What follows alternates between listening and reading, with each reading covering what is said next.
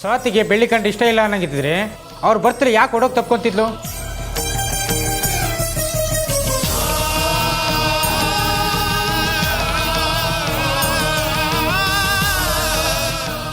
ದೊಡ್ಡವರು ಸುಳ್ಳು ಹೇಳ್ಬೋದು, ಆದರೆ ಅದು ಮಗು ಯಾವತ್ತೂ ಸುಳ್ಳು ಹೇಳಲ್ಲ.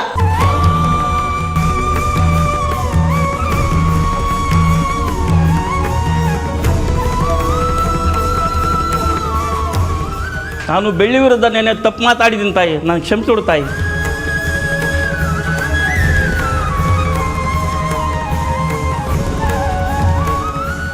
ಇದೇನು ಬೈರ ಎಲ್ಲ ಉಲ್ಟಾ ಹೊಡಿತಿದ್ದಾರೆ. ಅದೇ ನನಗೂ ಗೊತ್ತಾಗ್ತಲ್ಲ ಮಯ್ಯ. ನಿಜವಾಗ್ಲೂ ಇವ್ರಿಗೆಲ್ಲ ದುಡ್ಡು ಕೊಟ್ಟಿದ್ದಾರ? ನಮ್ಮ ವಿರುದ್ಧವಾಗಿ ಮಾತಾಡ್ತಿದ್ದಾರೆ. ನೋಡ್ರೆ ಮಾಯ ತನ್ನ ಮಗುನ ನೋಡ್ಕೊಂಡಿದ್ದಾಳ, ಊಟ ಮಾಡ್ತಿದ್ದಾಳ? ಹೇಳಿ ನೀವೇ.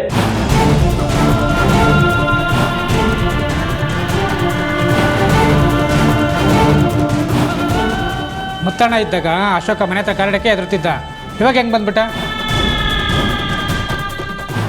ಅಶೋಕ ಬೆಳ್ಳಿಗೂ ಮಗುಗೂ ಸರಿಯಾಗಿ ಹಿಂಸೆ ಕೊಟ್ಟಿದ್ದಲೆ ಮಚ್ಕೊಂಡವನಲ್ಲ, ಅವ್ನಿಗೆ ಸರಿಯಾಗಿ ಶಿಕ್ಷೆ ಕೊಡಬೇಕು.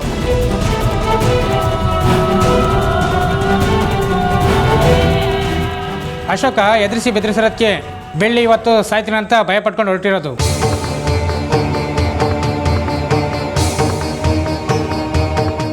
ಬೆಳ್ಳಿದೇನು ತಪ್ಪಿಲ್ಲ, ನೀವೆಲ್ಲ ಏನ್ ಹೇಳ್ತೀರಪ್ಪ? ಹೌದು ಹೌದು, ಬೆಳ್ಳಿದೇನು ತಪ್ಪಿಲ್ಲ.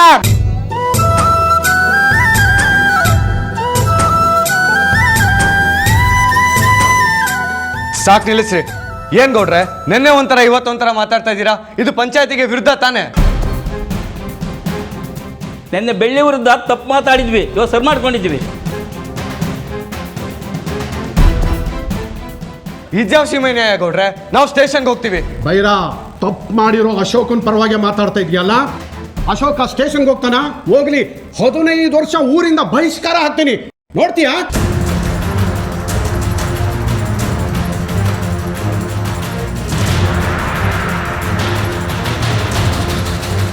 ಮುತ್ತು ಗುಣ ಆಗಿ ಬರೋವರೆಗೂ ಅಶೋಕ ಮನೆ ಒಳಗೆ ಹೋಗೋ ಹಾಗಿಲ್ಲ, ಬೆಳ್ಳಿಗೂ ತೊಂದರೆ ಕೊಡೋ ಹಾಗಿಲ್ಲ.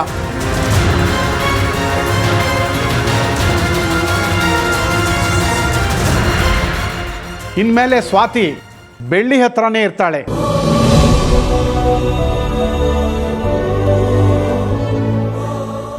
ಮಗುನ್ ನೋಡ್ಕೊಳ್ಳೋ ಜವಾಬ್ದಾರಿ ಬೆಳ್ಳಿದು. ಇದೇ ಪಂಚಾಯಿತಿ ತೀರ್ಪು.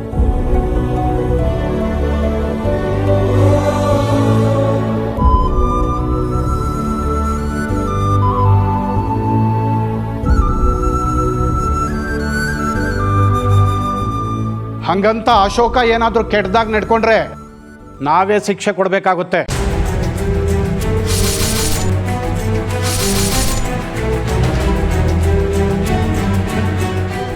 ಒಂದ್ಸಾರಿ ಎಚ್ಚರಿಕೆ ಕೊಡ್ತಾ ಇದ್ದೀನಿ, ಇನ್ನೊಂದ್ಸಾರಿ ರಿಪೀಟ್ ಆಯ್ತು ಊರ್ ಮಾರಮ್ಮಂಗ್ ಬಲಿ ಕೊಡಂಗೆ ಆ ಅಶೋಕಂಗ್ ಬಲಿ ಕೊಟ್ಬಿಡ್ತೀವಿ. ಆಯ್ತು ಗೌಡ್ರೆ, ಊರ್ ಪಂಚಾಯತಿ ತೀರ್ಪನ್ನ ನಾವು ಗೌರವಿಸ್ತೀವಿ.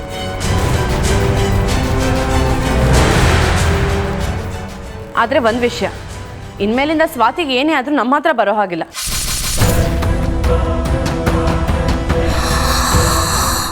ಬೆಳ್ಳಿನೇ ಪೂರ್ತಿ ಜವಾಬ್ದಾರಿ ತಗೋತಾಳೆ ಅಂತ ಒಪ್ಕೊಂಡ್ರೆ ಮಾತ್ರ ಅವಳು ಸ್ವಾತಿನ ಇಲ್ಲಿಂದ ಕರ್ಕೊಂಡು ಹೋಗ್ಬೋದು.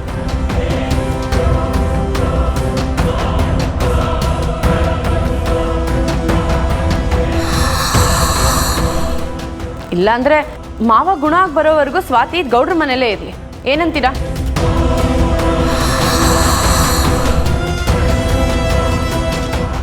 ಇದಕ್ಕೆ ನೀನೇನಮ್ಮ ಹೇಳ್ತೀಯ ಬೆಳ್ಳಿ? ಸ್ವಾತಿ ಪೂರ್ತಿ ಜವಾಬ್ದಾರಿ ನಂದೆ, ನಾನೇ ಒಳ್ಳೆ ನೋಡ್ಕೋತೀನಿ.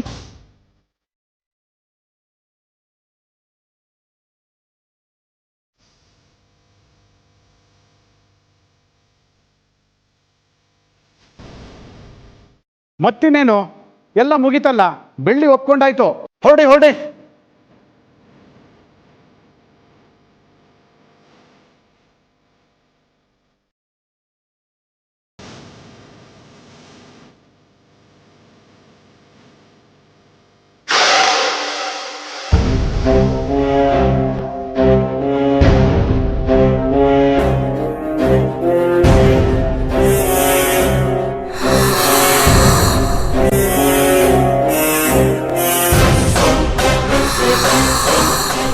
ಇದೇನಾ ನಿಮ್ ವ್ಯವಸ್ಥೆ? ನಿಮ್ಮನ್ನ ನಂಬ್ಕೊಂಡು ಯಾವ್ದಾರ ಕೆಲ್ಸಕ್ಕೆ ಕೈ ಹಾಕಿದ್ರೆ ನಾನ್ ಮಾಡಿ ಮುಗ್ಬೇಕಾಗುತ್ತೆ ಅಷ್ಟೇ. ಆ ಬೆಳ್ಳಿ ನನ್ ವಿರುದ್ಧನೇ ನಿಲ್ತಾಳ. ಅದ್ ಹೇಗ್ ಗೆಲ್ತಾಳೆ ಅಂತ ನಾನು ನೋಡ್ತೀನಿ. ನಾನಾ ಅವಳ ಅಂತ ನೋಡೇ ಬಿಡೋಣ.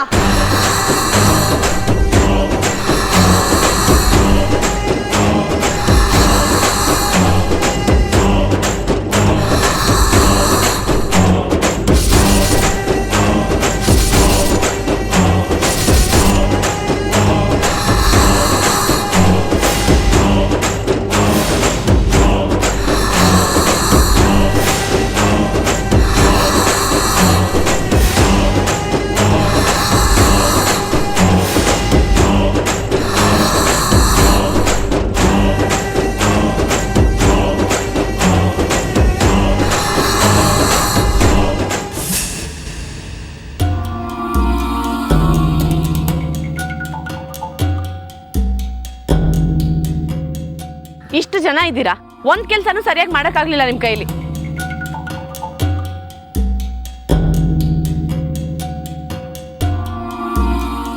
ನಾನ್ ನಿಮ್ ಜಾಗದಲ್ಲಿ ಇದ್ದಿದ್ರೆ ಇಷ್ಟೊತ್ತಿಗೆ ಬೆಳ್ಳಿ ಸ್ವಾತಿ ಇಬ್ರು ಮಣ್ಣಲ್ಲಿ ಮಣ್ಣಾಗಿ ಹೋಗ್ತಿದ್ರು.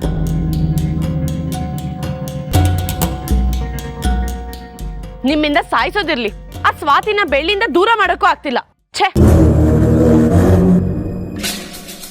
ನಮ್ಮ ಹತ್ರ ದುಡ್ಡಿಸ್ಕೊಂಡವರು ಪಂಚಾಯತಿಲಿ ನಮಗೆ ಉಲ್ಟಾ ಹೊಡಿತಾರೆ ಅಂತ ನಿಜವಾಗ್ಲೂ ಗೊತ್ತಿರ್ಲಿಲ್ಲ ಮಾಯ. ದುಡ್ಡು ಹಂಚಿದೀನಿ, ಊಟ ಕೊಟ್ಟಿದೀವಿ, ತೀರ್ಪು ನಮ್ ಕಡೆಗೇನೆ ಅಂತ ಹೇಳ್ದೆ. ಕೊನೆಗೆ ಸರಿಯಾಗಿ ನಾಮ ಹಾಕಿದ್ರು ನೋಡು. ಇನ್ನು ಈ ಅಶೋಕನ್ನ ಎಷ್ಟು ನಂಬಿದ್ದೆ. ಮನೆಗ್ ಬರೋಕ್ ಪ್ಲಾನ್ ಮಾಡಿ ಸ್ವಾತಿ ಬೆಳ್ಳಿಗೆ ವಿಷ ಹಾಕಿ ಸಾಯಿಸ್ಲಿ ಅಂತ ಎಷ್ಟು ಈಸಿ ಮಾಡ್ಕೊಟ್ಟಿದ್ರೆ ಎಲ್ಲೋ ತಪ್ಪಿಸ್ಕೊಂಡು ಹೋದ್ಲು ಅಂತ ಕಾಲ್ ಮಾಡ್ತೀಯಾ? ನಿಮ್ಮಿಂದ ಪಂಚಾಯತಿಲಿ ನಾನ್ ತಲೆ ತಗ್ಸೋ ಹಾಗಾಯ್ತು. ಎಲ್ಲಿ ಹೋದ್ರು ಬರೀ ಸೋಲು ಸೋಲು ಸೋಲು.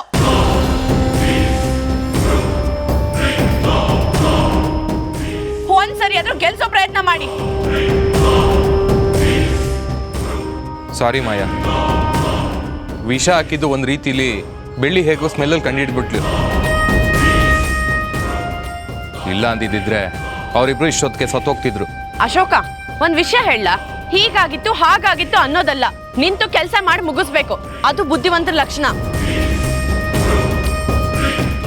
ನಿಮಗ್ ಬುದ್ಧಿನೂ ಇಲ್ಲ, ಹೇಳೋದನ್ನ ಕೇಳೋ ವ್ಯವಧಾನನೂ ಇಲ್ಲ. ನೀನ್ ಇದೊಂದ್ ಕೆಲಸ ಸರಿಯಾಗಿ ಮಾಡಿದ್ರೆ ಸ್ವಾತಿ ಬರ್ದಿರೋ ಲೆಟರ್ ಇಟ್ಕೊಂಡು ಅವರಿಬ್ರು ಆತ್ಮಹತ್ಯೆನೆ ಮಾಡ್ಕೊಂಡಿರೋದು ಅಂತ ನಾವು ಪ್ರೂವ್ ಮಾಡ್ಬೋದಾಗಿತ್ತು. ಅಲ್ಲಿಗೆ ಅವ್ರ ಚಾಪ್ಟರ್ ಯಾವತ್ತೋ ಕ್ಲೋಸ್ ಆಗಿರೋದು. ಮುಂದೆ ಏನ್ ಮಾಡ್ಬೋದು ಅಂತ ಹೇಳು, ಅದನ್ನ ಸರಿಯಾಗಿ ಮಾಡ್ತೀನಿ. ಅದಕ್ಕೂ ಒಂದ್ ದಾರಿ ಇದೆ.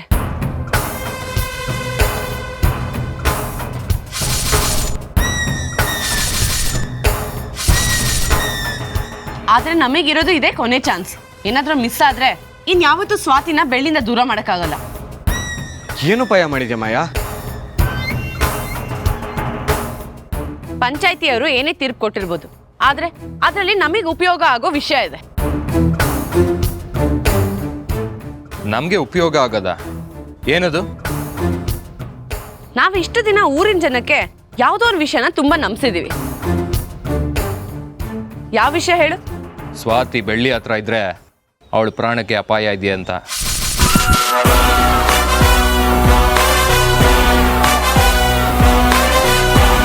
ಎಸ್, ಈಗ ನಾವ್ ಅಪಾಯ ಇದೆ ಅಂತ ಹೇಳ್ತಿದೀವಿ. ಮುಂದೆ ಸ್ವಾತಿಗೆ ನಾವೇ ಅಪಾಯ ತಂದಿಟ್ರೆ ಹೇಗಿರುತ್ತೆ? ಸ್ವಾತಿಗೆ ತೊಂದರೆ ಆದ್ರೆ ಅದಕ್ಕೆ ಯಾರು ಹೊಣೆ? ಇನ್ಯಾರು? ಬೆಳ್ಳಿನೇ. ಆಗ ಊರ್ ಜನ ಎಲ್ಲ ಯಾರನ್ನ ಟಾರ್ಗೆಟ್ ಮಾಡ್ತಾರೆ? ಬೆಳ್ಳಿನಾ?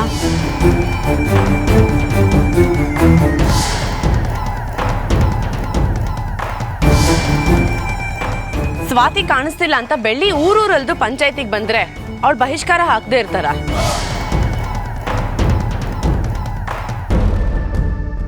ಹಾಕೇ ಹಾಕ್ತಾರೆ. ಆಮೇಲೆ ಬೆಳ್ಳಿ ಏನ್ ಮಾಡ್ತಾಳೆ? ನಮ್ಮಿಂದ ಆರಾಮಾಗಿ ದೂರ ಹೊರಟೋಗ್ತಾಳೆ. ಆಗ ನಾವ್ ಅನ್ಕೊಂಡಿದ್ದು ನಡ್ದೆ ನಡೆಯುತ್ತೆ.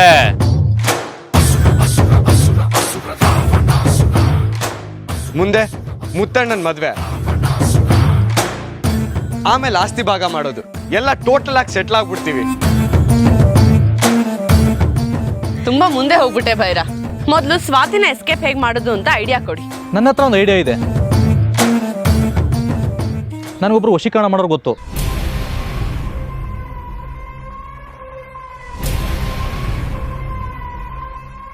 ಅವ್ರು ಬಂದರೆ 5 ನಿಮಿಷದಲ್ಲಿ ಸ್ವಾತಿನ ಕಿಡ್ನಾಪ್ ಮಾಡ್ಬೋದು. Good, very good.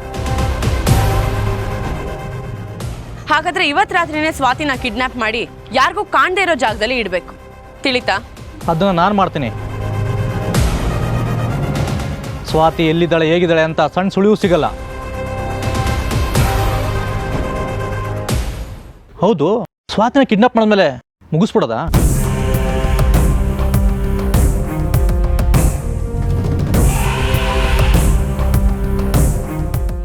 ನಾವು ಅಲ್ಲಿವರೆಗೂ ಹೋಗೋದು ಬೇಡ. ಸ್ವಾತಿ ನಮ್ಮ ವಶದಲ್ಲೇ ಇರಬೇಕು. ಜೊತೆಗೆ ಜೀವಂತವಾಗೂ ಇರಬೇಕು. ನಮಗೆ ಕಷ್ಟ ಆದಾಗೆಲ್ಲ ಸ್ವಾತಿನ ಮುಂದೆ ಇಟ್ಟು ಪಗಡಾಡೋಣ. ಈ ದಾರಿ ನಮ್ಮನ್ನ ಎಲ್ಲಿ ಕರ್ಕೊಂಡು ಹೋಗುತ್ತೋ ಕರ್ಕೊಂಡು ಹೋಗ್ಲಿ. ಮುಂದೆ ಏನು ಹೆಜ್ಜೆ ಇಡಬೇಕು ಅಂತ ನಾನು ಹೇಳ್ತೀನಿ.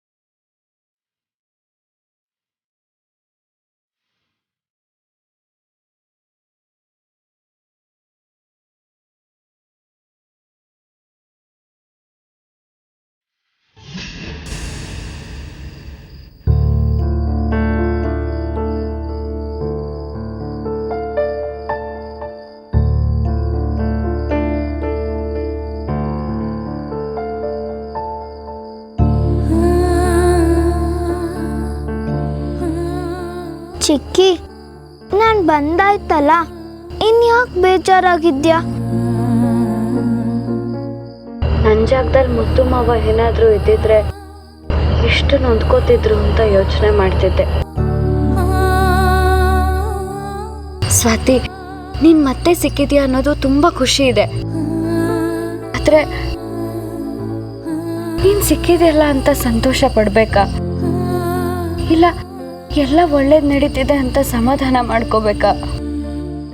ಒಂದು ಗೊತ್ತಾಗ್ತಿಲ್ಲ. ಚಿಕ್ಕಿ, ನಾವು ನಮ್ಮನೆಗೆ ಹೋಗೋದು ಬೇಡ. ಇದು ನಮ್ಮನೆ ಇದ್ದಾಗೆ ಅಲ್ವಾ, ಇಲ್ಲೇ ಇದ್ಬಿಡೋಣ. ಇದು ನಮ್ಮನೆ ಅಲ್ಲ ಪುಟ್ಟ, ನಾವು ನಾಳೆ ನಮ್ಮನೆಗೆ ಹೋಗೋಣ, ಸರಿನಾ? ಅಲ್ಲಿ ಮಾಯಾ ಅಕ್ಕ ಎಲ್ಲರೂ ಇರ್ತಾರೆ. ಪುಟ್ಟ, ಊರ್ನವ್ರು ನಮ್ಮ ಜೊತೆಲೇ ಇದ್ದಾರೆ ಅಲ್ವಾ, ನೀನೇನು ಅದಕ್ಕೆ ತಲೆ ಕೆಡಿಸ್ಕೋಬೇಡ. ಸರಿ ಚಿಕ್ಕಿ, ನಾನು ಹೊರಗಡೆ ಆಟ ಆಡ್ತಿರ್ತೀನಿ, ಆಮೇಲೆ ಬರ್ತೀನಿ. ಸರಿ ಪುಟ್ಟ, ತುಂಬಾ ಹೊತ್ತಾಗಿದೆ, ಆದ್ರೆ ಬೇರೆ ಎಲ್ಲೂ ಹೋಗ್ಬಾರ್ದು, ಹುಷಾರಾಗಿ ಆಟ ಆಡ್ಕೊ. ಹಾ.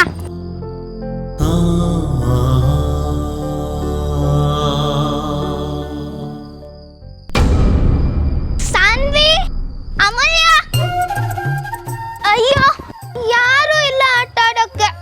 ಚಿಕ್ಕಿ ಜೊತೆ ಅದು ಇರ್ಬೋದಾಗಿತ್ತು. ಹೋಗ್ಲಿ, ನಾನು ಒಬ್ಳೆ ಆಡ್ತೀನಿ.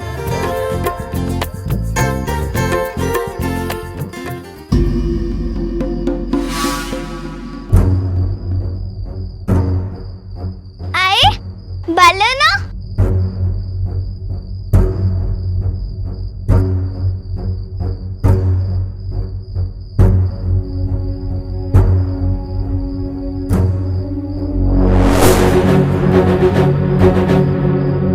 ಪುಟ್ಟಿ, ಬಲೂನ್ ಬೇಕಾ? ಹಾ, ನನಗೂ ಬೇಕು. ದುಡ್ಡಿದ್ಯಾ? ಅಂಕಲ್, ಒಂದ್ ಬಲೂನ್ಗೆ ಎಷ್ಟು ರೂಪಾಯಿ? 10 ರೂಪಾಯಿ ಪುಟ. ಚಿಕ್ಕಿ ಹತ್ರ ಇಸ್ಕೊಂಡ್ ಬರ್ತೀನಿ, ಎಲ್ಲೂ ಹೋಗ್ಬೇಡಿ. ಸರಿ. ಚಿಕ್ಕಿ, 10 ರೂಪಾಯಿ ಕೊಡು. ಯಾಕೆ ಪುಟ್ಟ? ಬಲೂನ್ ಮಾರೋ ಅಂಕಲ್ ಬಂದಿದ್ದಾರೆ.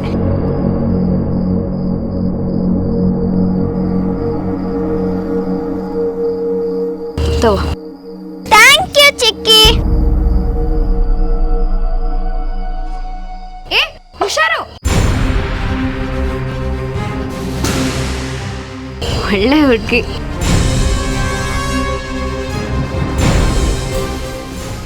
ಅಂಕಲ್ ದುಡ್ಡು.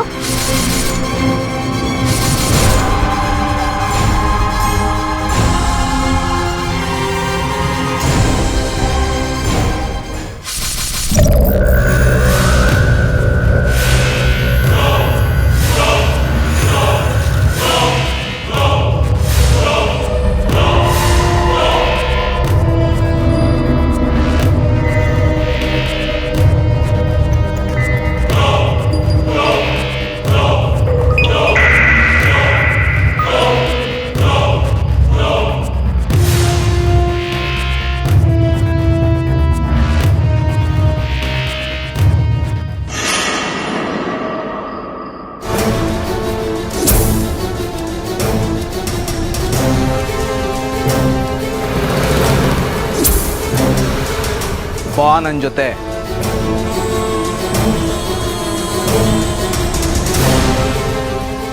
ಬಾ ನನ್ನ ಜೊತೆ.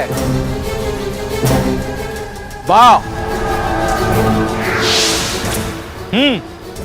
ಬಾ ನನ್ನ ಜೊತೆ.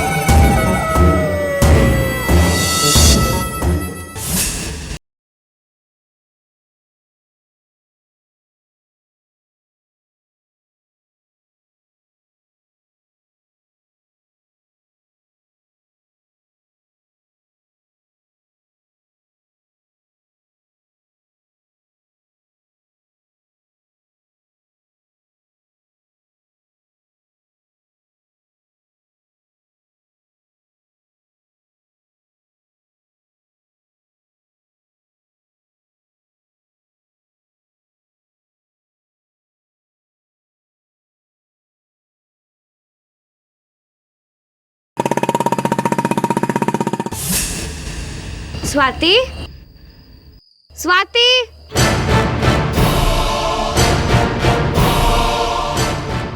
ಸ್ವಾತಿ, ಸ್ವಾತಿ, ಸ್ವಾತಿ, ಅಣ್ಣ, ಸ್ವಾತಿ ಇದ್ದಾಳ? ಸ್ವಾತಿ, ಸ್ವಾತಿ,